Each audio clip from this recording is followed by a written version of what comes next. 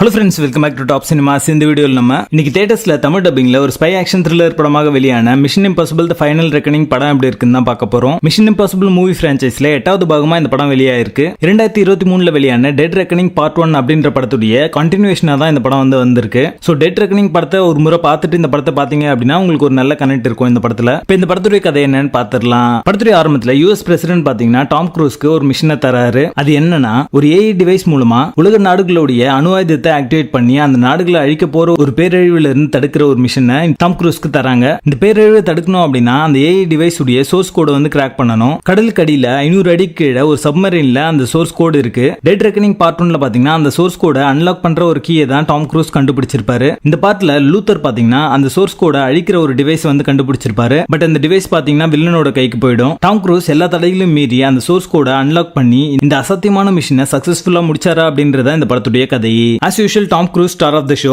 அவருடைய stunt sequence எல்லாமே பாத்தீங்கன்னா ரொம்ப ரிஸ்கியான சீக்வன்சஸ் வந்து இந்த படத்துலயுமே எடுத்திருக்காரு. அந்த சீக்வன்ஸ் எல்லாமே பாத்தீங்கன்னா ஒரு சீம்லெஸ் எக்ஸிகியூஷனா இருக்கும் பாக்குறதுக்கு. நீங்க டாம் க்ரூஸ் ஃபேனா இருந்தீங்கன்னா உங்களுக்கு ஒரு பிரியாணி விருந்து அப்படின்னே சொல்லலாம் இந்த படத்தை. ஒவ்வொரு ஆக்ஷன் காட்சியும் பாத்தீங்கன்னா ஒரு விஷுவல் ட்ரீட்டாவே அமைஞ்சிருக்கு. குறிப்பாக under water sequence, climax fight sequence எல்லாமே பாத்தீங்கன்னா தரமான ஒரு சம்பவமா இருக்கு அப்படின்னே சொல்லலாம். டெக்னிக்கலி இந்த படம் ஒரு சவுண்டான ஒரு படம் தான். Cinematography, sound effects, art work, Tom க்ரூஸோட பெர்ஃபார்மன்ஸ் எல்லாமே பாத்தீங்கன்னா டாப் நாச்சா இருக்கும். இந்த படத்துல ஆக்ஷன் சீக்வன்ஸை கேப்சர் பண்ண விதம் பாத்தீங்கன்னா டாம் க்ரூஸோட சேர்ந்து நம்மளும் வந்து குதிக்கிற மாதிரியான ஒரு ஃபீல் வந்து தர மாதிரி அமைஞ்சிருக்கும். அது இந்த படத்துக்கான பிளஸ் அப்படின்னே சொல்லலாம். சப்போர்ட்டிங் ரோல்ஸ் நடிச்சவங்களும் ரொம்ப நல்லாவே நடிச்சிருக்காங்க. எமோஷனல் சீக்வன்ஸ் சில இடங்களில் ரொம்ப நல்லாவே ஒர்க் அவுட் ஆச்சு அப்படின்னே சொல்லலாம். இந்த படத்துடைய கண்டென்ட்டே பாத்தீங்கன்னா குறைவான ஒரு கண்டென்ட் தான். அது ஸ்ட்ரெச் பண்ணி சொன்ன ஒரு ஃபீல் தான் இருக்கு. அதனாலே பாத்தீங்கன்னா நிறைய சீக்வன்சஸ் வந்து டிராகிங்கா தான் இருக்கு. படத்துடைய facing on and half, action sequence நல்லா இருக்கும். டிராமேட்டிக் போர்ஷன்ஸ் இதெல்லாம் வந்து டிராக் ஆக தான் செய்யுது. மொத்தத்தில் இந்த படம் ஒரு above average spy action thriller படமாக வந்திருக்கு. படத்துல அடர் கனெக்ட் இல்ல, தமிழ் டப்பிங்ல இருக்கு. சோ ஃபேமிலியோட பார்த்து என்ஜாய் பண்ணலாம். Mission impossible the final reckoning படத்துக்கு எங்களோட ரேட்டிங் 6.75 out of 10.